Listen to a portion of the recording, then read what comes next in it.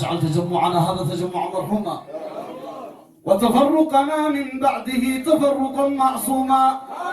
اللهم لا تجعل فينا ولا معنا شقيا ولا محروما. اللهم لا تدع لنا ذنبا إلا غفرته، هما إلا فرجته، دينا إلا قضيته، ولا عسيرا إلا يسرته، ولا كربا إلا نفسته، ولا طفلا إلا ربيته، ولا مريضا إلا شافيته.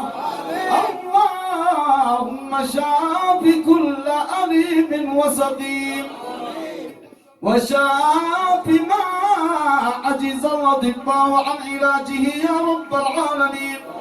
اللهم داوهم بدوائك وشافهم بشفائك وعافهم من جميع بلائك يا رب العالمين. اللهم ارحم موتى المسلمين كافة من شهدوا لك بالوحدانية ولنبيك بالرسالة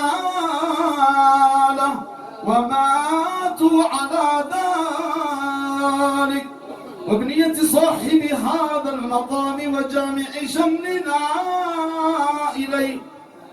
اللهم اجعل دياره عامرة بذكر الرحمن وحراسة الملك الديان وتلاوة القرآن آناء الليل وأطراف النهار، وإلى روح من اجتمعنا هنا بسببها الوالدة المرحومة تقية، نسأل الله سبحانه وتعالى أن يرحمها رحمة الأبرار، وأن يقيها عذاب النار، وأن يسكنها مساكن الأبرار، جنات تجري من تحتها الأنهار.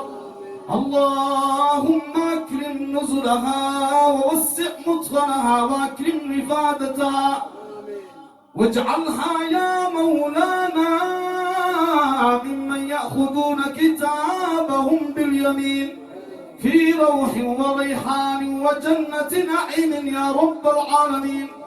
الله